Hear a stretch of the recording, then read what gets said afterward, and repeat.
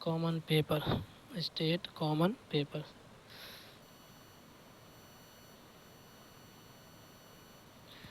लोकतांत्रिक शिक्षण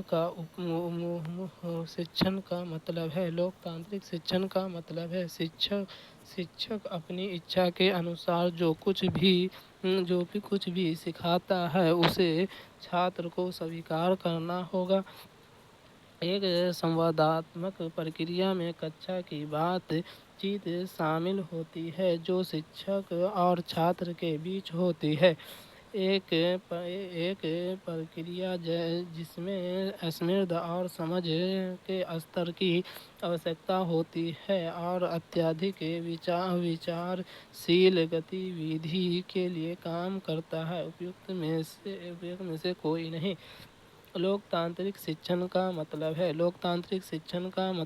एक संवादात्मक प्रक्रिया में कक्षा में बातचीत शामिल होती है जो शिक्षक और छात्र के बीच होती है। लोकतांत्रिक शिक्षण एक ऐसी प्रक्रिया है जिसमें शिक्षक अपने छात्र दोनों सक्रिय भागीदारी होते हैं। इसमें शिक्षक केवल ज्ञान का प्रदाता नहीं होता बल्कि एक मार्गदर्शक होता है जो छात्रों को विचार करने, प्रश्न पूछने और संवाद में भाग लेने के लिए प्रेरित करता है। इस प्रक्रिया में छात्रों को सोच, रचनात्मकता और आलोचनात्मक क्षमता को बढ़ावा दिया जाता है। कक्षा का वातावरण सहयोगात्मक और सहभागितापूर्ण होता है जिससे सीखना अधिक प्रभावी और अर्थपूर्ण बनता है। समझ के स्तर पर शिक्षण आधारित है। गोस्टाल्ट सिद्धांत, संज्ञानात्मक क्षेत्र सिद्धांत, एमआर सिद्धांत, क्षेत्र सिद्धांत। समझ के स्तर पर शिक्षण आधारित है। संज्ञानात्मक क्षेत्र सिद्धांत समझ पर आधारित शिक्षक को बढ़ावा देता है। यह सिद्धांत यह मानता है कि छात्र केवल रटने से नहीं बल्कि जानकारी को समझकर, विश्लेषण करके और उसे अपने पूर्व ज्ञान से जोड़कर बेहतर सीखते हैं। यह शिक्षण की प्रक्रिया को अधिक अर्थपूर्ण और स्थायी बनाता है।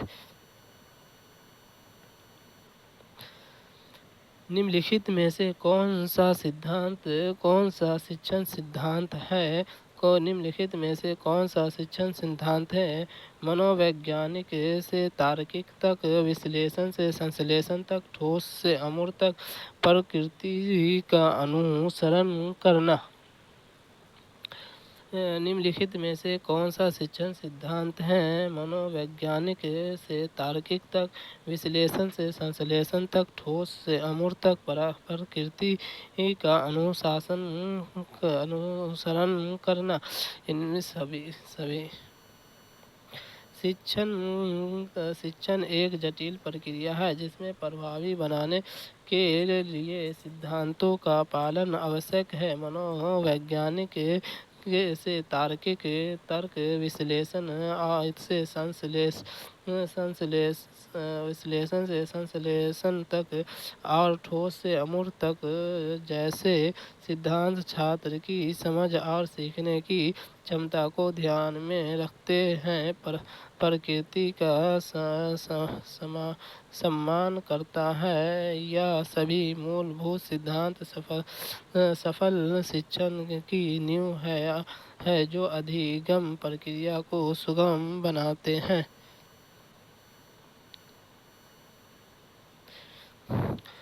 उप समूहों का सही अनुकरण संज्ञानात्मक क्षेत्र है।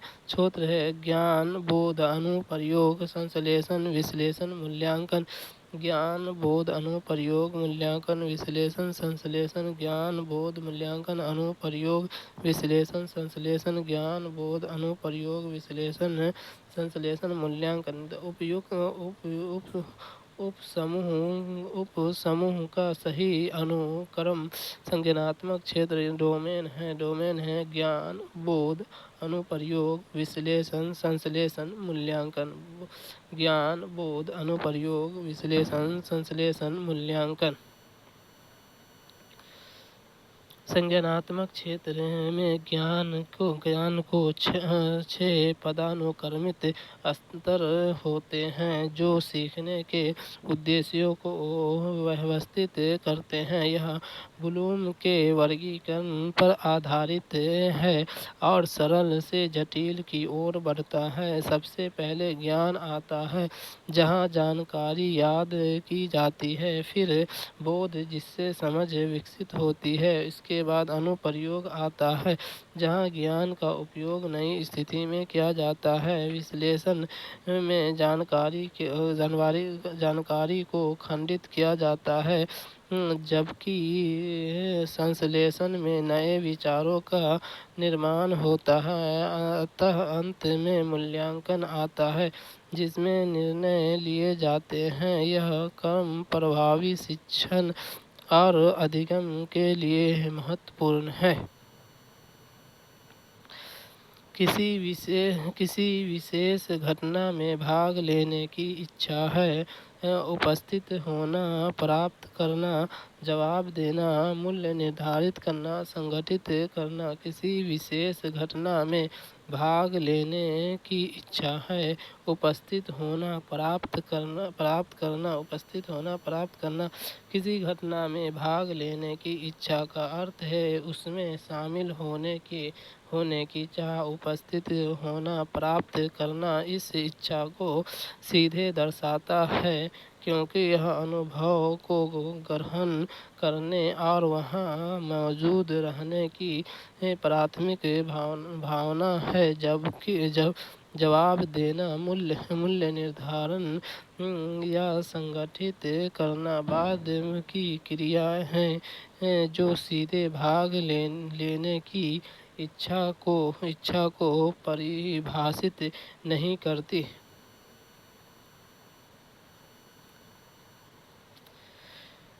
वे छात्र जो कक्षा में बार बार प्रश्न पूछते हैं, शिक्षक से छात्र से बेहतर मिलने का सलाह दी जानी चाहिए, बाहर मिलने की सलाह देनी चाहिए।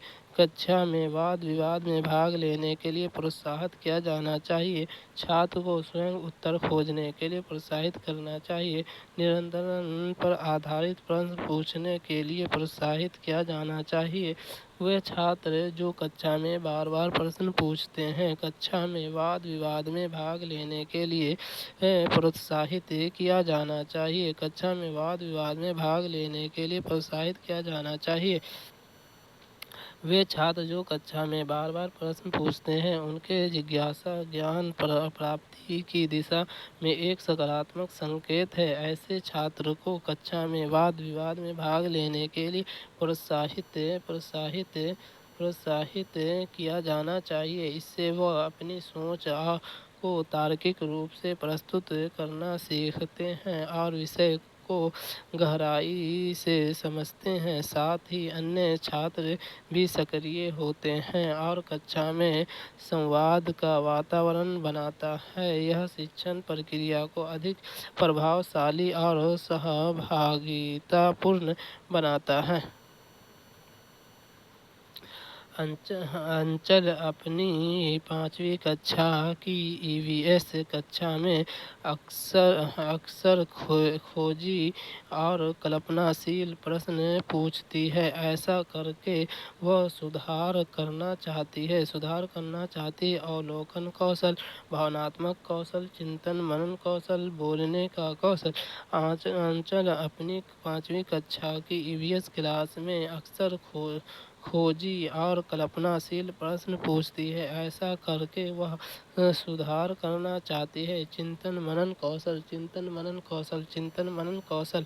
अंचल अपनी 5वीं कक्षा में ईवीएस की कक्षा में खोजी और कल्पनाशील प्रश्न पूछकर अपनी सोच कौशल को बेहतर बनाने की कोशिश करती है। वह गहराई से सोचने और सवालों के विभिन्न दृष्टिकोणों को उसे देखने की कोशिश करती है।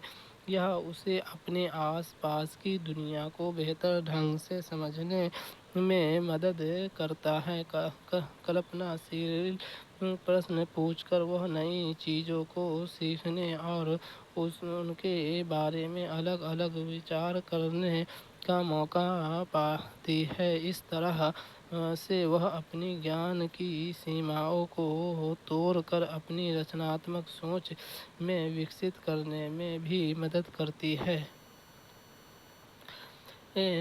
छात्र स्वयं डैश में सूचना को ढूंढने खोजते हैं, व्याख्यान विधि पर, खोज विधि पर, दोनों, इनमें से कोई नहीं। छात्र स्वयं डैश में सूचना को ढूंढने खोजते हैं, खोज विधि। छात्र स्वयं सक्रिय रूप से, रचनात्मक रूप से और तार्किक रूप से सूचना को खोजते हैं। वह ज्ञान प्राप्त करने के लिए विभिन्न स्रोतों का उपयोग करते हैं, जैसे कि पुस्तक, लेख और इंटरनेट। इसके अलावा वे अपनी समझ को गहरा करने के लिए डेटा का विश्लेषण करते हैं, व्याख्या करते हैं और निष्कर्ष निकालते हैं। यह प्रक्रिया छात्रों को सूचना का निर्माण करने और उसे अपने लक्ष्यों से संबंधित करने में मदद करती है। वृहद पाठ योजना में पाठों की विधि है 5 से 10 मिनट, 20 मिनट, 20 से 30 मिनट, 35 से 45 मिनट। वृहद पाठ योजना में पाठों की अवधि है 35 से 45 मिनट, 35 से 45 मिनट। वृहद पाठ्य योजना विस्तृत और गहन शिक्षण अधिगम गतिविधियों को पूर्ण करती है, जिनके लिए पर्याप्त समय की आवश्यकता होती है। इनमें प्रस्तावना, प्रस्तुतिकरण, अभ्यास और मूल्यांकन जैसे चरण शामिल होते हैं। पूर्ण और प्रभावी शिक्षण के लिए 35 से 45 मिनट की अवधि सबसे उपयुक्त मानी जाती है, ताकि सभी शिक्षण उद्देश्यों से प्राप्त किया जा सके। फीलिंग को वर्गीकरण पर आधारित पाठ योजना में कितने पहलू हैं? 4, 5, 6, 7। फीलिंग के वर्गीकरण पर आधारित पाठ योजना में कितने पहलू हैं? 6। फीलिंग के अनुसार पाठ योजना का वर्गीकरण 6 प्रमुख पहलुओं पर आधारित होता है: उद्देश्य, सामग्री, शिक्षण विधि, शिक्षण सहायक सामग्री, शिक्षण प्रक्रिया और मूल्यांकन। इन पहलुओं के माध्यम से शिक्षण को प्रभावी, संगठित और उद्देश्यपूर्ण बनाया जाता है, जिससे छात्र की संपूर्ण विकास में सहायता मिलती है।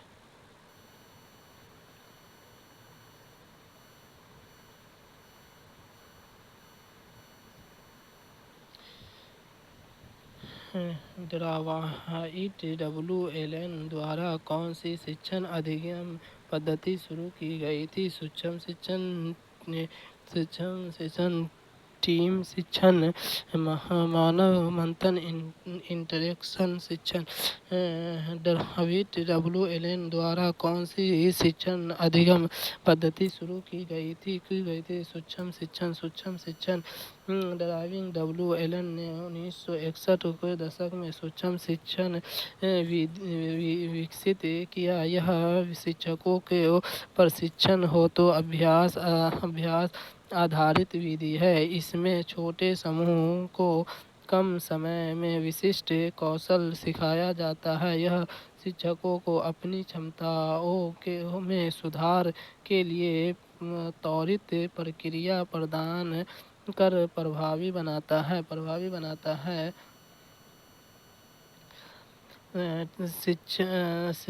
शिक्षण टीम की उत्पत्ति जन अमेरिकी शिक्षण देश में हुई थी। 1954, 1958, 1957, 1966। शिक्षण टीम की उत्पत्ति जन अमेरिकी शिक्षा देश में हुई थी। 1954, 1954, 1954, 1954।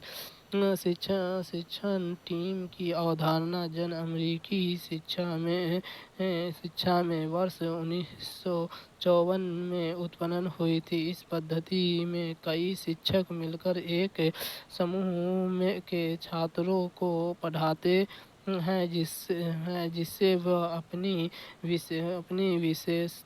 विशेषज्ञता साझा कर सकते और शिक्षण अधिगम प्रक्रिया को अधिक प्रभावी बना सके। इसका उद्देश्य छात्रों को बेहतर शैक्षणिक अनुभव प्रदान करना था। 19वीं शताब्दी में शिक्षण का प्रक्रिया है त्रिध्रुवीय, द्वितीय, एक ध्रुवीय, विश्वसनीय। 19वीं शताब्दी में शिक्षण एक प्रक्रिया है त्रिध्रुवीय, द्विध्रुवीय।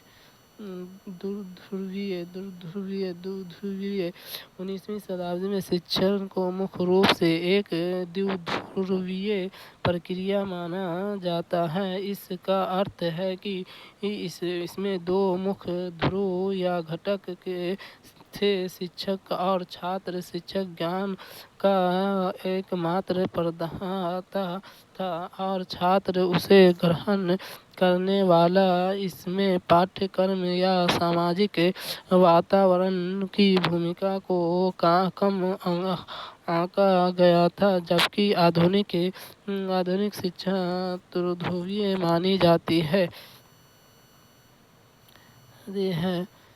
एक है बाल अनुकलन कक्षा में यह होना चाहिए।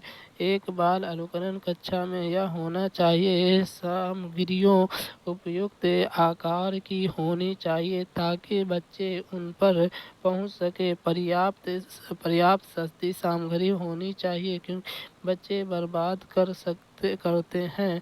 फर्नीचर और सामग्री बड़े आकार के होने चाहिए क्योंकि वह बहुत तेजी से बढ़ते हैं। पर्याप्त महंगा सामग्री होनी चाहिए क्योंकि बच्चे को महंगी सामग्रियों से अवगत कराया जा सके। एक बाल अनुकलन कक्षा में यह होना चाहिए। सामग्रियाँ उपयुक्त आकार की होनी चाहिए ताकि बच्चे उन तक पहुंच सके। एक बाल अनुकूलन कक्षा में सामग्री बच्चे की पहुंच और सूक्ष्म के अनुरूप होनी चाहिए क्योंकि बच्चे के लिए सीखने की सामग्री उपयुक्त आकार की होनी चाहिए ताकि वह आसानी से उसका उपयोग कर सके। यह उनके अन्वेषण और आत्मनिर्भरता को बढ़ावा देता है जिससे सीखने की प्रक्रिया अधिक प्रभावी बनती है। निम्नलिखित में से कौन सा कथन अभिप्रेरित शिक्षण का संकेत नहीं माना जाता? छात्र बहुत सारे प्रश्न पूछते हैं। अनुभव साझा करने के लिए कहो और कहने पर भी कक्षा में सन्नाटा छा गया। शिक्षार्थियों ने अपनेपन की भावना होती है। छात्र नई सीख को पुरानी सीख से अलग कर सकते हैं। निम्नलिखित में से कौन सा कथन अभिप्रेरित शिक्षण का संकेत नहीं माना जाता है? अनुभव साझा करने के लिए कहने पर भी कक्षा में सन्नाटा छा गया। अनुभव साझा करने के लिए कहने पर भी कक्षा में सन्नाटा छा गया। अभिप्रेरित शिक्षण में छात्र सक्रिय और उत्सुक होते हैं। कक्षा में सन्नाटा जब अनुभव साझा करने को कहा जाए तो निष्क्रिय या अनिश्चित दर्शाता है। यह अभिप्रेरित शिक्षण का लक्ष्य नहीं है। प्रश्न पूछना अपनेपन की भावना और सीख को जोड़ना सकारात्मक प्रेरणा के प्रतीक है। राष्ट्रीय पाठ्यचर्या फ्रेमवर्क 2005 ने अपनी समझ डैश से प्राप्त की है। मानवतावाद, व्यवहारवाद, रचनावाद, संज्ञानात्मक सिद्धांत। राष्ट्रीय पाठ्यचर्या फ्रेमवर्क 2005 ने अपनी समझ से प्राप्त की है। रचनावाद राष्ट्रीय पाठ्यचर्या फ्रेमवर्क एनसीएफ 2005 की प्रमुख अवधारणा रचनावाद पर आधारित है। यह सिद्धांत मानता है कि बच्चे ज्ञान का निर्माण स्वयं अपने अनुभवों और सक्रिय भागीदारी से करते हैं, न कि निष्क्रिय रूप से जानकारी प्राप्त करते हैं। एनसीएफ 2005 इसी सिद्धांत को शिक्षा प्रणाली में बढ़ावा देता है ताकि अधिगम प्रक्रिया अधिक छात्र केंद्रित और सार्थक हो। व्यक्तिगत विधियों वाले बच्चे को पढ़ाने के लिए ऐसे विद्यालय होने चाहिए जहां शिक्षक व्यक्तिगत विधियों के आधार पर वर्गीकृत की गई कक्षाओं को विभिन्न वर्गों में पढ़ा सके। विविध अधिगम आवश्यकताओं के अनुसार विभिन्न शिक्षण अधिगम पर विधियों का प्रयोग करने में प्रशिक्षित हो। विशिष्ट व्यक्तिगत विविधताओं वाले बच्चे को पढ़ाने के लिए प्रशिक्षित हो। बच्चे को समरूप अधिगमकर्ता बनाने में प्रशिक्षित हो।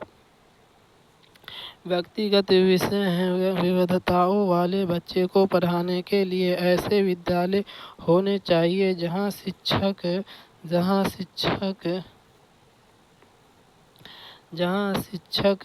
विविध अधिगम आवश्यकताओं के अनुसार विभिन्न शिक्षण अधिगम पर विधियों का प्रयोग करने में प्रशिक्षित हो। व्यक्तिगत विविधताओं वाले बच्चे होते हैं शिक्षकों को लचीला और अनुकूल होनी चाहिए जो समावेशी शिक्षा पर केंद्रित है। प्रशिक्षित शिक्षक विधि शिक्षण रणनीतियाँ अपनाकर हर बच्चे की अनूठी सीखने की शैली का सम्मान कर सकते हैं। यह बच्चे को वर्गीकृत या समरूप बनाने के बजाय उनकी व्यक्तिगत आवश्यकताओं को पूरा कर छात्रों को उनकी पूरी क्षमता तक पहुंचाता है। एक प्रभावी शिक्षक को डैश चाहिए। मीडिया से दूरी बनाए रखना, कक्षा प्रबंधन में व्यवस्थित और विधिवत रहना, शांत और शत्रुतापूर्ण होना, निराशावादी एवं प्रतिगामी दृष्टिकोण रखना। एक प्रभावी शिक्षक को डैश चाहिए। कक्षा प्रबंधन में व्यवस्थित और विविधता रहना। कक्षा प्रबंधन में व्यवस्थित और विविधता रहना। एक प्रभावी शिक्षक के लिए कक्षा प्रबंधन में व्यवस्थित और विविधता रहना अत्यंत महत्वपूर्ण है। एक व्यवस्थित शिक्षक कक्षा में अनुशासन बनाए रखने, पाठ्य सामग्री को प्रभावी ढंग से प्रस्तुत करने और छात्रों की सीखने की प्रक्रिया को सुचारू बनाने में सक्षम होता है। विविधता होने का अर्थ है कि शिक्षक के पास एक योजना होती है और वह उसके अनुसार कार्य करता है, जिससे शिक्षण अधिगम प्रक्रिया व्यवस्थित रहती है। निम्नलिखित में से कौन सा एक शिक्षक का उद्देश्य है? यह यथासंभव अधिगम प्रसिद्ध प्राप्त करना, छात्र का कल्याण जितना संभव हो अधिकतम सीमा तय करना, संभावित अधिकतम संख्या में विद्यार्थियों को पढ़ाना। उपयुक्त में से कोई नहीं। निम्नलिखित में से कौन सा एक शिक्षक का उद्देश्य है?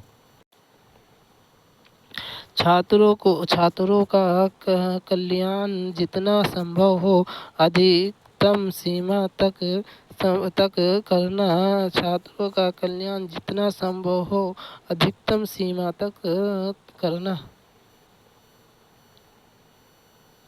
एक शिक्षक का प्राथमिक और सबसे महत्वपूर्ण उद्देश्य छात्रों का वर्णित कल्याण सूचित करना होता है। इसमें सिर्फ अकादमिक प्रदर्शन ही नहीं, बल्कि उनके सामाजिक, भावनात्मक और नैतिक विकास को भी शामिल किया जाता है। अन्य विकल्प शिक्षक को व्यक्तिगत लाभ पर केवल संख्यात्मक पहलू पर केंद्रित है। गतिविधि आधारित शिक्षण है। शिक्षक केंद्रित, छात्र केंद्रित, विषय केंद्रित, वर्ग केंद्रित। गतिविधि आधारित शिक्षण है। छात्र केंद्रित।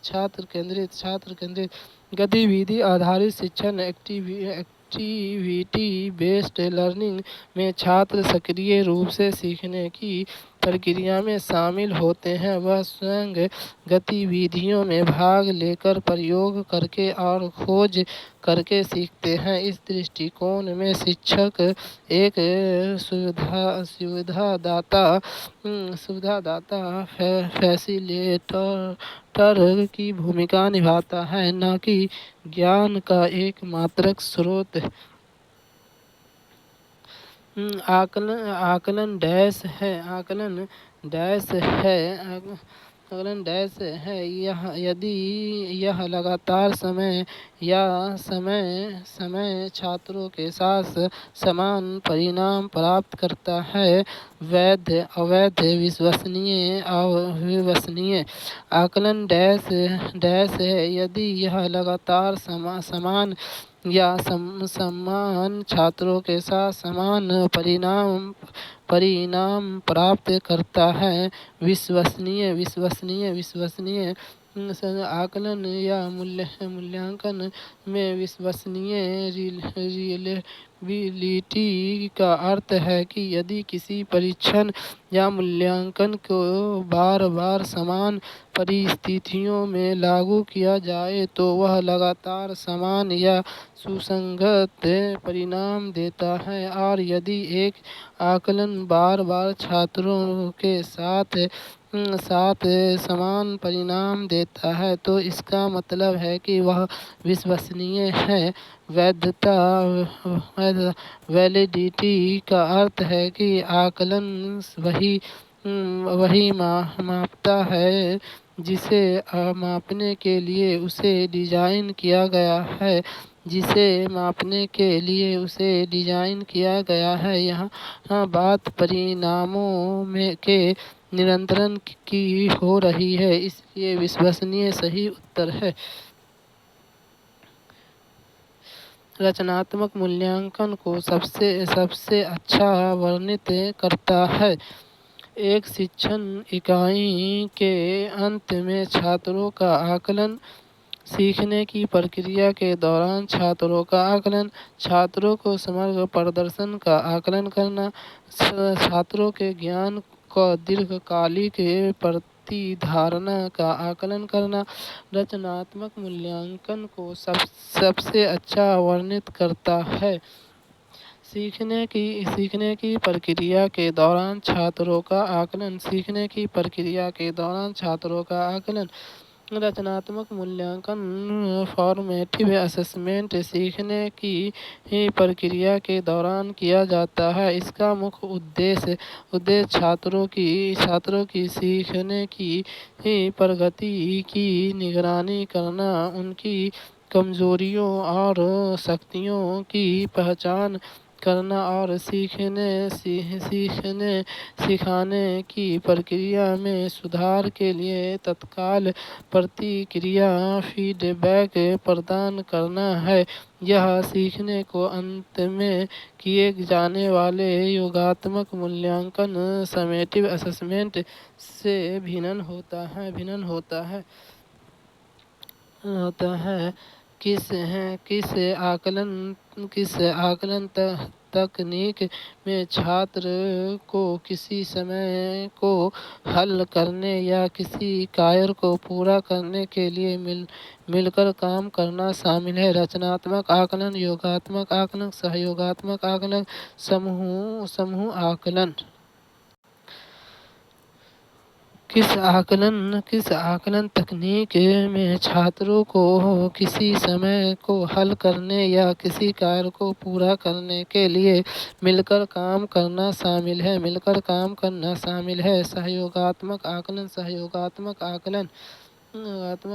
सहयोगात्मक आकलन कोलैबोरेटिव असेसमेंट एक ऐसी विधि है जहां छात्र एक साथ मिलकर किसी कार्य को पूरा करते हैं या किसी समस्या का समाधान करते हैं। यह उसी समूह कार्य कौशल और एक दूसरे से सीखने की क्षमता का आकलन करता है। एक पाठ्यचर्या स्कूल का ब्लूप्रिंट है जिसमें इसके लिए अनुभव शामिल है। विशेषज्ञ का, शिक्षक का, शिक्षार्थी का, पाठ्यचर्या योजना का। एक पाठ्यचर्या स्कूल का ब्लूप्रिंट है जिसमें इसके लिए अनुभव शामिल है। शिक्षार्थी का पाठ्यचर्या करिकुलम मुख्य रूप से शिक्षार्थी लर्नर्स के अनुभवों और सीखने की प्रक्रिया पर केंद्रित होती है। यह ब्लूप्रिंट यह निर्धारित करता है कि शिक्षार्थी क्या सीखेंगे, कैसे सीखेंगे और उनके सीखने के अनुभवों को कैसे संरक्षित किया जाएगा। यहाँ भी इसमें विशेषण, शिक्षण और योजनाकार सभी शामिल होते हैं, लेकिन अंतिम लक्ष्य शिक्षार्थियों के अनुभवों को समृद्ध करना है। एकीकृत पाठ्यचर्या का उद्देश्य किताबों की संख्या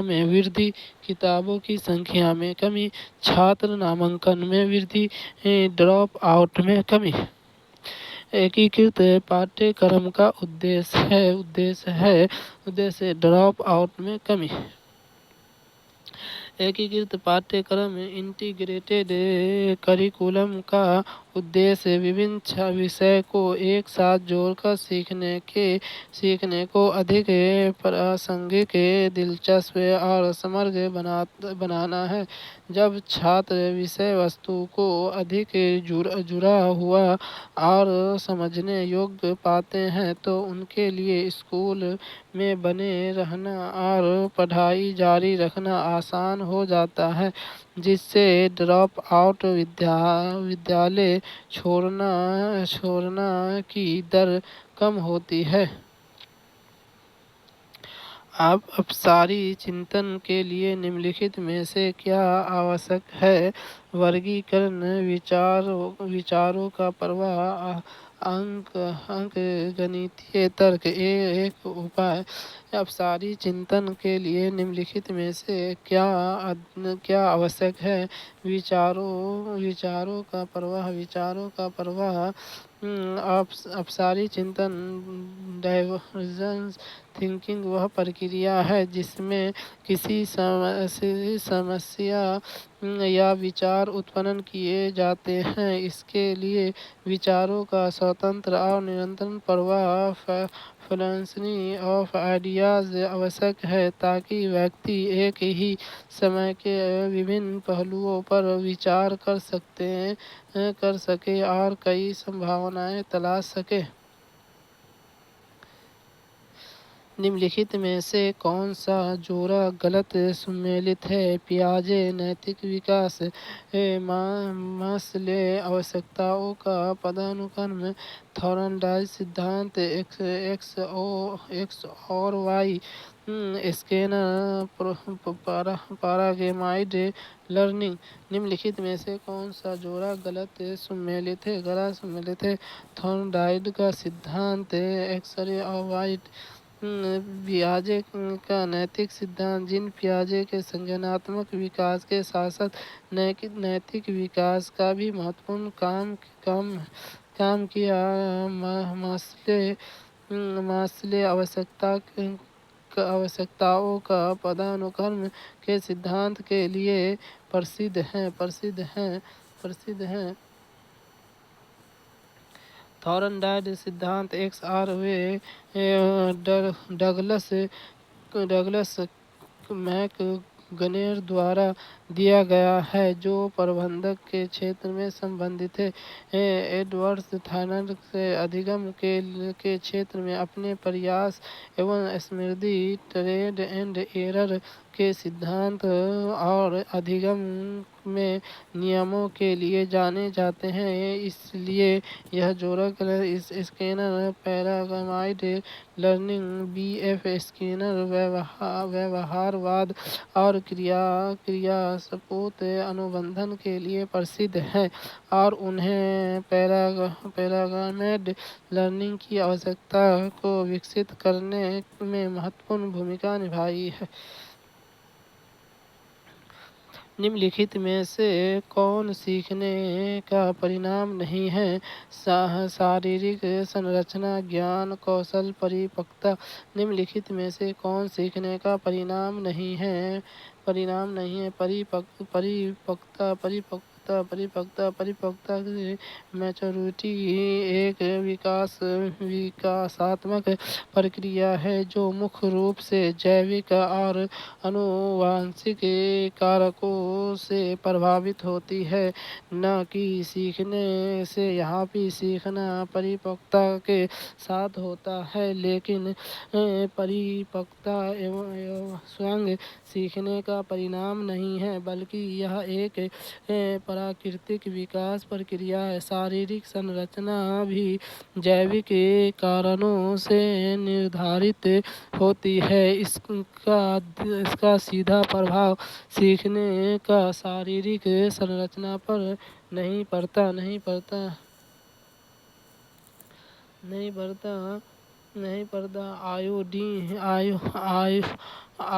ऑडियो विजुअल सामग्री किससे संबंधित है? श्रवण और दृश्य, भावना, दर्द, स्वाद। ऑडियो विजुअल सामग्री किससे संबंधित है? श्रवण और दृष्टि। ऑडियो विजुअल सामग्री वह होती है जो सुनने, ऑडियो, और देखने, दृष्टि, विजुअल दोनों इंद्रियों का उपयोग करती है। यह सीखने को अधिक प्रभावी और आकर्षक बनाने में मदद करती है।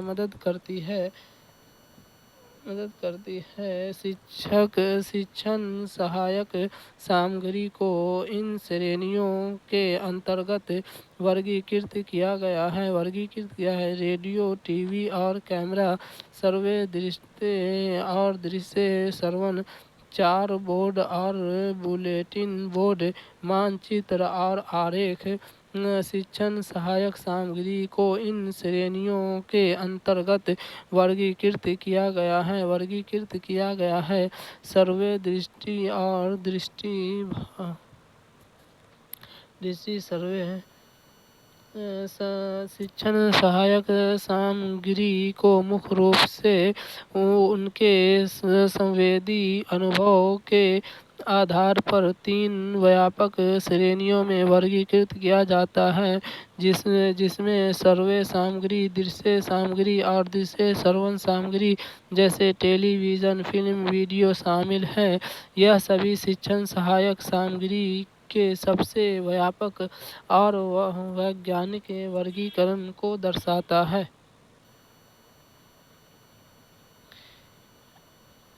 हिंद स्वराज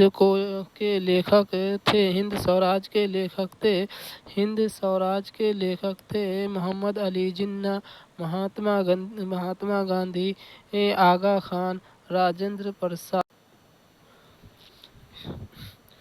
हिंद स्वराज के लेखक कौन थे? महात्मा गांधी हिंद स्वराज पुस्तक के लेखक महात्मा गांधी थे। उन्होंने इसे 1919 में लिखा था, जब वे इंग्लैंड से दक्षिण अफ्रीका की यात्रा पर रहे थे। यह इंडियन ओपिनियन में सबसे पहला प्रकाशित हुई, जिसमें छात्र में अंग्रेजों ने यह कहते हुए प्रतिबंधित कर दिया कि इसमें राजद्रोह घोषित सामग्री है।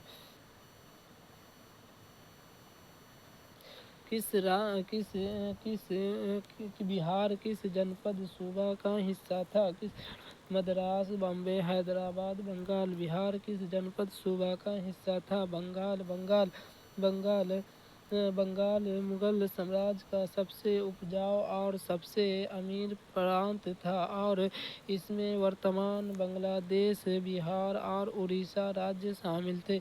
22 मार्च 1912 को अंग्रेजों ने बंगाल से पृथक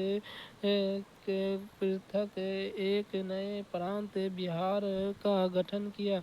1912 में बिहार और बंगाल के बंटवारे के बाद बिहार में उड़ीसा शामिल था। 1 अप्रैल 1936 में उड़ीसा को भी बिहार राज्य से अलग कर दिया गया।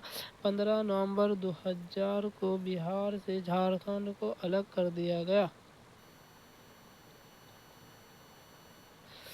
क्रांति से पहले फ्रांस में वित्तीय संकट का मुख्य कारण क्या था? अत्यधिक सैनिक खर्च, कुलीन पर उच्च कर, उपनिवेशों का आर्थिक शोषण, पादरी वर्ग का भाव खर्च। क्रांति से पहले फ्रांस में वित्तीय संकट का मुख्य कारण क्या था? अत्यधिक सैन्य खर्च।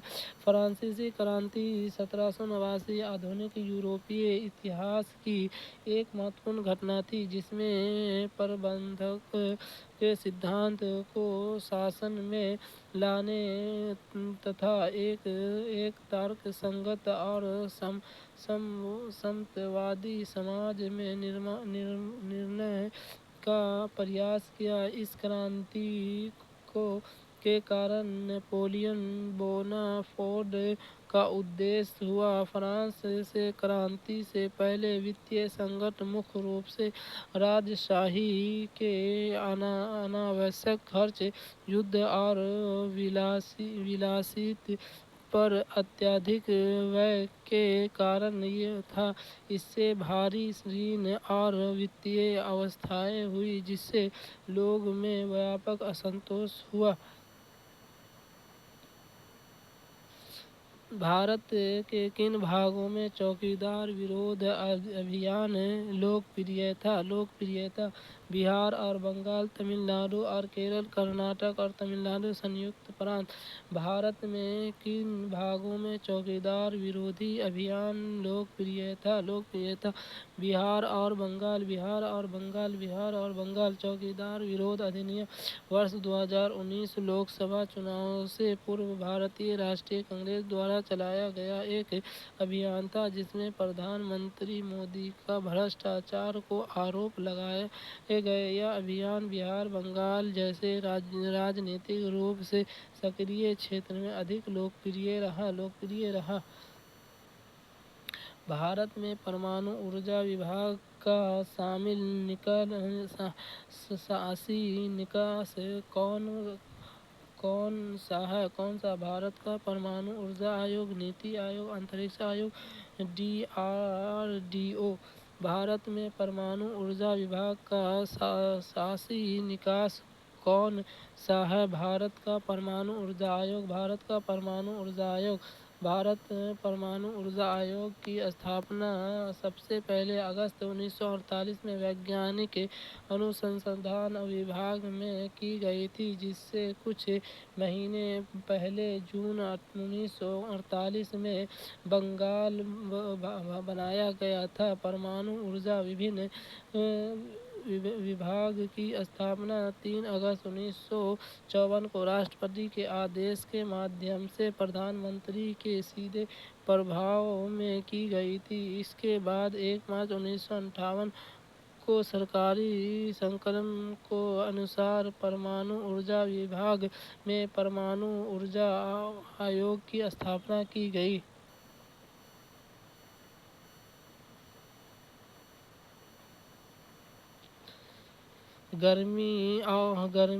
मुर्गी और बतख से हमें डैश प्राप्त होती है? अंडा, दूध, बकरी, ये सभी। मुर्गी और बतख से हमें डैश प्राप्त होती है? अंडा। दिए गए अतिरिक्त अंडा विकल्प से अंडे में कई तरह के विटामिन मौजूद होते हैं, जिनमें विटामिन ए, डी, ई, के और बी समूह के विटामिन B1, B2, B12 शामिल हैं। अंडे में पाए जाने वाले पोषक तत्वों में प्रोटीन, कैल्शियम, आयरन और सेलेनियम शामिल है। बतख के अंडे में 12 ग्राम प्रोटीन मुर्गी के अंडे में 10 ग्राम की तुलना से अधिक होता है। सबसे ज़्यादा खेले जाने वाला बोर्ड गेम में से एक 13वीं शताब्दी का संत ज्ञानदेव द्वारा बनाया गया था। कैरम, टेबल टेनिस, सांप सीढ़ी, शतरंज। सबसे ज़्यादा खेले जाने वाले बोर्ड गेम्स में से एक 13वीं शताब्दी में संत ज्ञानदेव द्वारा बनाया गया था सांप सीढ़ी। कई लोगों को यह जानकर आश्चर्य होगा कि 13वीं शताब्दी में संत ज्ञानदेव द्वारा बनाया गया मोक्ष पद नामक खेल ही मूल रूप से सांप सीढ़ी का खेल था। हालांकि इस खेल की शुरुआत संत ज्ञानदेव से मानी जाती है, लेकिन ऐसी मान्यता है कि इसे ईसा पूर्व 2री शताब्दी में खेला जाता था। इस खेल का उद्देश्य बच्चों में नैतिक शिक्षा देना था। जिस वर्ग से सीढ़ी शुरू होती है वह पुण्य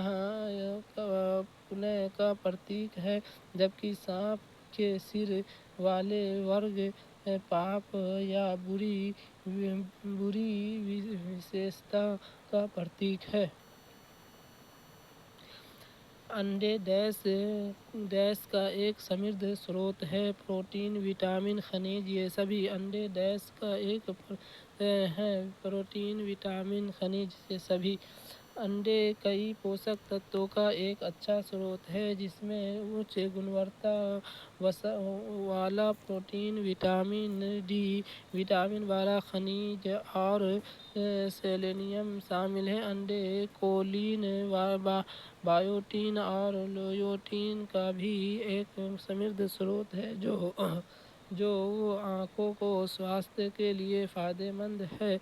अंडे में सेलेनियम, आयोडीन, फास्फोरस और कैल्शियम जैसे खनिज भी पाए जाते हैं।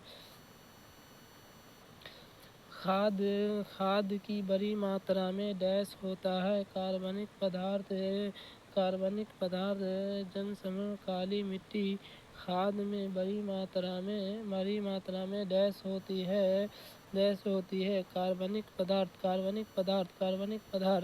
का खाद मृत पौधों और जानवरों के अपघटक से प्राप्त होती है। वह अनिवार्य रूप से फसलों को पोषण में कार्य करते हैं। वह फसलों की उचित खेती में मदद करते हैं। खाद को जोड़ने से मिट्टी अधिक पानी को धारण करने में सक्षम होते हैं। खाद में कार्बनिक पदार्थ की अधिकता होती है। उस स्थान का नाम बताइए जहाँ सुनीता विलियम कार्यरत है। नासा, ONGC, DRDO, भाभा परमाणु अनुसंधान केंद्र। उस स्थान का नाम बताइए जहाँ सुनीता विलियम्स कार्यरत है। नासा। सुनीता विलियम्स का जन्म अमेरिका के ओहायो में 1965 में हुआ था और यहाँ उनका पालन पोषण हुआ। उनके पिता दीपक पांडे भारत में इनका जन्म महासागा जिले में गांव झुलासन में हुआ। नासा संयुक्त राज्य अमेरिका से संघीय सरकार के कार्यकारी शाखा की एक स्वतंत्रता जैसी है। नासा की स्थापना 29 जुलाई 1958 को हुई। नासा का मुख्यालय वाशिंगटन DC में स्थित है। 2 सेमी तथा 4 सेमी भुजा वाले त्रिभुज का क्या परिमाप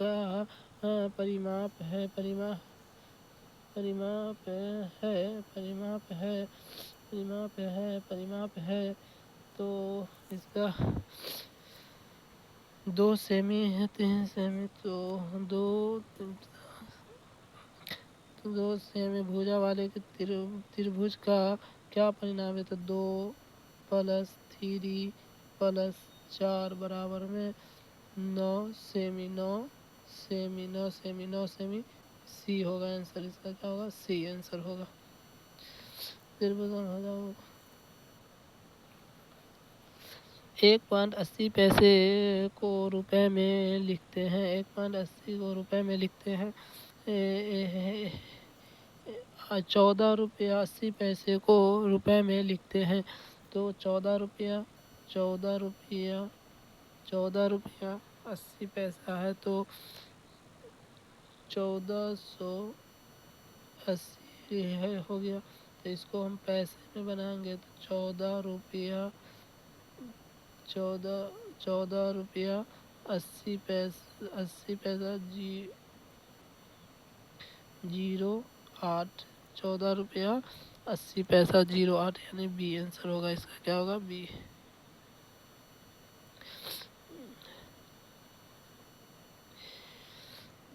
4, 12 और 18 का महत्तम समावर्तक क्या है? समवर्तक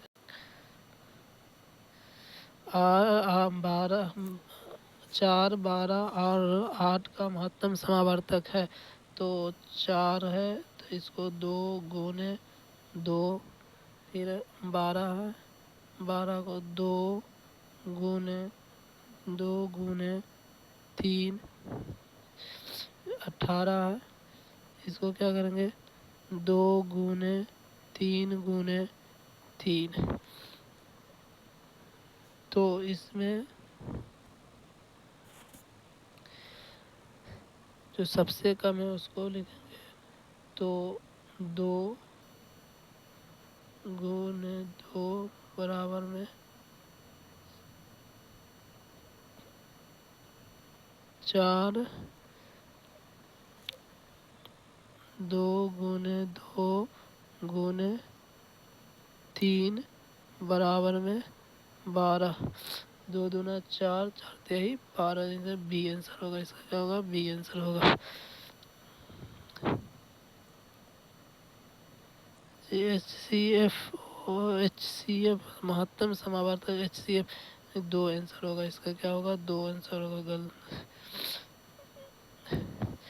8/10 8/10 प्लस 0 प्लस 7/1000। तो इसको हम कैसे बनाएंगे? 0.8 प्लस 0 प्लस 0.00 0.007 होगा। इसको जोड़ने पर जीरो इसको हम 0.007 फिर 0.8, तो इसको हम जोड़ेंगे तो 7.8 होगा। तो यह 0.807 होगा। सी आंसर होगा इसका। एक ऋणात्मक पूर्णांक को दूसरे ऋणात्मक पूर्णांक से विभाजित करने पर भागफल होगा हमेशा नकारात्मक, हमेशा सकारात्मक या तो सकारात्मक या तो नकारात्मक। तो एक ऋणात्मक पूर्ण को दूसरे ऋणात्मक पूर्ण से विभाजित करने पर भागफल होगा हमेशा सकारात्मक।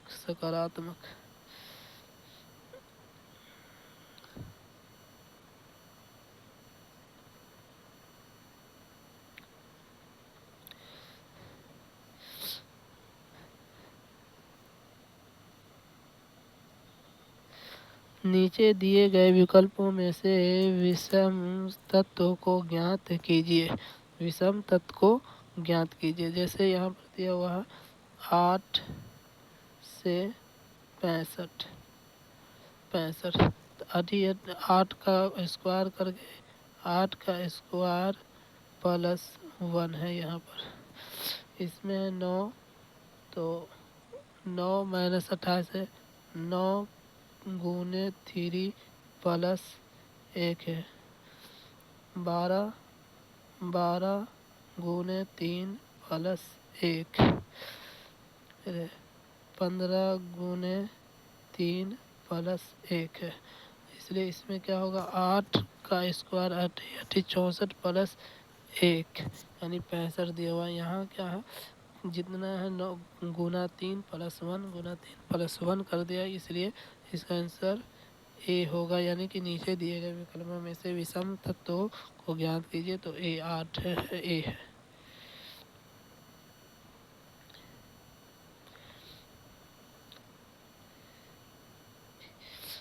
दिए गए अक्षर श्रृंखला में प्रश्नवाचक चिन्ह के स्थान पर कौन सा अक्षर आएगा? प्रश्नवाचक चिन्ह के स्थान पर कौन सा अक्षर आएगा? तो डी ई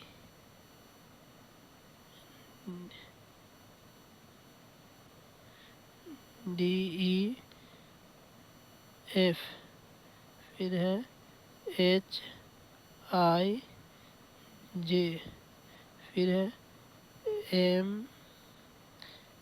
MNO। तो P को छोड़ तो ABDEF, तो फिर G छोड़कर HI J देगा। तो KLMNO, तो PQRS। एस है तो P खत्म हो गया, U खत्म हो गया, S ये दोनों में है। STU SUW नहीं होगा, STU। तो बी आंसर होगा इसका। क्या होगा? बी आंसर होगा।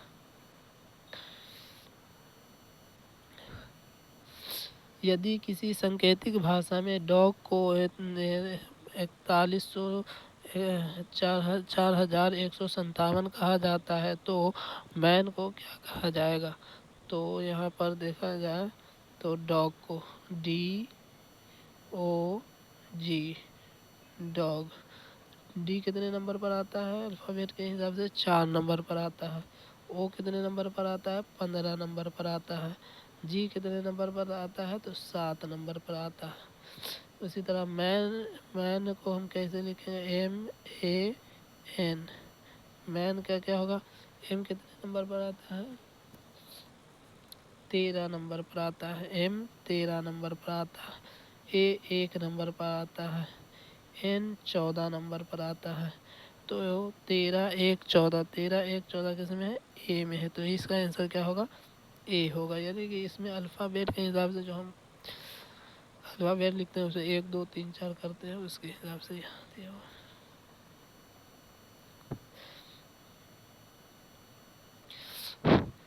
अंग्रेजी वर्णमाला के विपरीत क्रम में लिखने पर दाएं से तीसरे अक्षर के बाएं ओर से 13वें अक्षर कौन सा होगा? कौन सा? अंग्रेजी का वर्णमाला तो ए लिख, पहले अंग्रेजी का वर्णमाला ABCDEFGHIJKLMNOPQRSTUVWXYZ जेड है। तो इसमें क्या अंग्रेजी के वर्णमाला के विपरीत क्रम में लिखे, विपरीत क्रम में लिखे और दाएं से विपरीत क्रम में विपरीत क्रम में लिखने पर दाएं से तीसरे अक्षर के बाईं और 13वें अक्षर कौन सा होगा? तो विपरीत दिशा में लिखे तो 13वें अक्षर पर कौन सा होगा?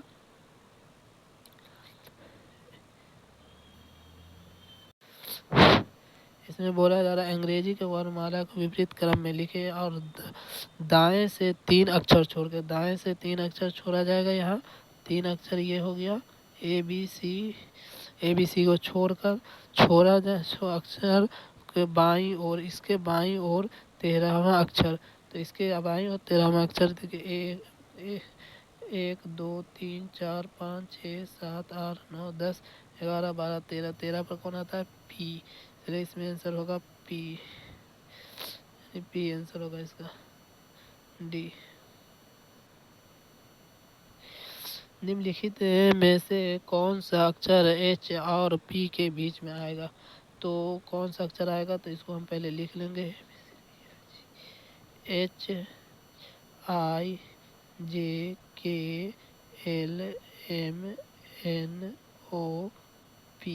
तो क्या बोला? पी के बीच में कौन आएगा? HMK तो एल आएगा, बी आएगा। इसका आंसर होगा बी होगा। इसका आंसर क्या होगा? बी होगा।